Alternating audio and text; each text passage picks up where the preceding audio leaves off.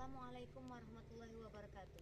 Dewan Juri yang terhormat, perkenalkan, saya Lydia, asal instansi SD Negeri 1 Banyuasin 3, mengucapkan selamat ulang tahun yang ke-80 untuk Persatuan Guru Republik Indonesia. Salam PGRI, guru hebat Indonesia kuat.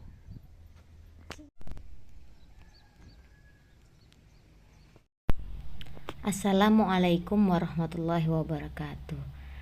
Salam sejahtera bagi kita semua.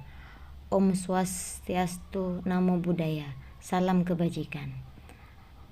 Hai, selamat ulang tahun PGRI. Hai guys, rekan guru-guru hebat di Indonesia. Apa kabarnya? Di sini saya akan memaparkan pengalaman saya dalam pemanfaatan teknologi tepat guna di SD Negeri 1 Banyuasin 3. Kondisi awal yang membuat hati saya ingin menerapkan pembelajaran berbasis teknologi di SD Negeri 1 Banyuasin 3 yaitu situasi awalnya pembelajar itu kadang terasa membosankan bagi anak-anak. Jadi bagi saya seorang guru, saya harus selalu berinovasi supaya anak-anak lebih giat belajar, lebih semangat, dan tentu saja tujuan pembelajaran akan berjalan ataupun tercapai dengan maksimal.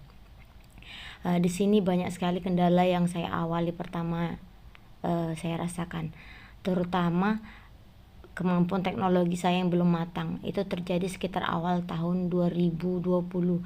Kemudian di 2021 saya bertekad untuk menjadi guru yang lebih inovatif dan mampu menciptakan pembelajaran menyenangkan untuk siswa-siswa saya. Alhamdulillah saya juga mendapat dukungan dari rekan-rekan. Saya banyak belajar dari rekan-rekan, terutama pemanfaatan teknologi untuk peningkatan kemajuan proses pembelajaran. Di sini saya banyak belajar, saya tekun juga, kemudian saya juga banyak bertanya dan juga selalu mencoba. Jadi ketika mengalami kegagalan saya selalu mencoba, sehingga saya akhirnya bisa memanfaatkan teknologi untuk mendukung kegiatan pembelajaran. Tantangan yang saya hadapi itu tentu saja pertama itu berasal dari diri saya sendiri. Jadi kekakuan saya, kegagalan saya dalam penggunaan teknologi itu yang menyebabkan saya jadi waktu itu kurang percaya diri dalam pemanfaatan teknologi dalam pembelajaran. Kemudian dalam hal tersebut saya tentu saja sering bertanya kepada rekan-rekan yang lebih mahir IT. Saya juga sering mengikuti kegiatan-kegiatan webinar yang bisa meningkatkan kemampuan seorang guru dalam menciptakan pembelajaran menyenangkan. Kemudian saya selalu mencoba. Jadi kalau dapat ilmu baru itu saya coba di kelas saya terlebih dahulu dan alhamdulillah berhasil. Kemudian langkah-langkah yang saya lakukan itu banyak sekali. Terutama saya belajar dari rumah dulu. Misalnya saya ingin menerapkan pembelajaran berbasis teknologi yang mengaitkan tentang word. Jadi di situ saya mengaplikasikannya praktek langsungnya itu kepada anak saya. Jadi anak saya kebetulan saya punya anak 3, mereka saya jadiin sampel di rumah. Dan setelah berhasil besoknya saya praktekkan dengan anak-anak di kelas saya. Kemudian juga saya ini kalau mempraktekkan segala sesuatu itu kadang masih gugup, tapi saya tidak malu bertanya kepada rekan-rekan senior, terutama mereka yang sudah ahli dalam bidang IT. Kadang juga saya langsung praktek langsung, misalnya kayak membuat kuisis itu kan ada pertanyaan atau cara memasukkan gambar seperti itu. Jadi selain saya mengikuti kegiatan melalui webinar ataupun pelatihan-pelatihan online, saya juga belajar langsung dengan rekan-rekan di sekolah saya. Dan alhamdulillahnya itu rekan-rekan saya ini orang-orang yang welcome gitu, sehingga membuat saya selalu termotivasi untuk menerapkannya. Kemudian setelah saya terapkan itu, siswa saya itu alhamdulillah excited sekali.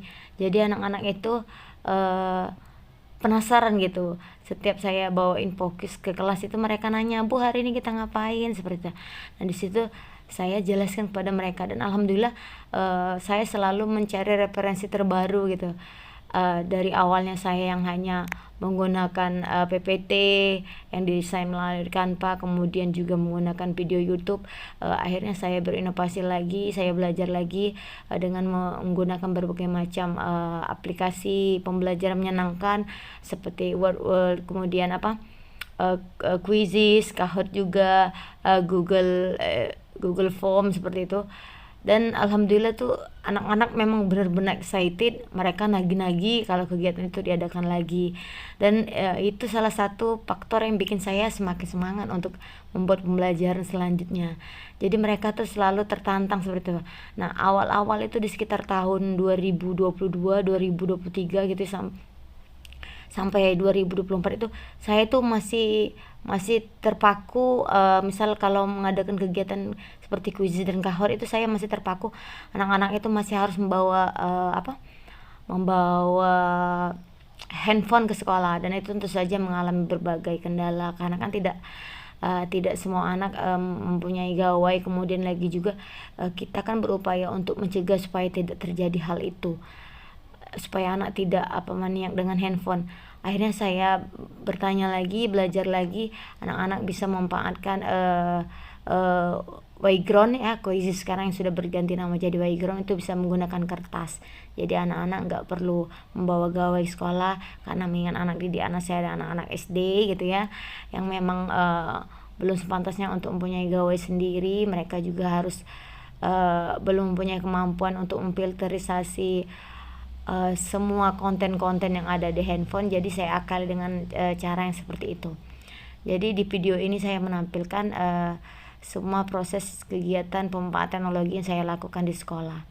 Wassalamualaikum warahmatullahi wabarakatuh. Terima kasih.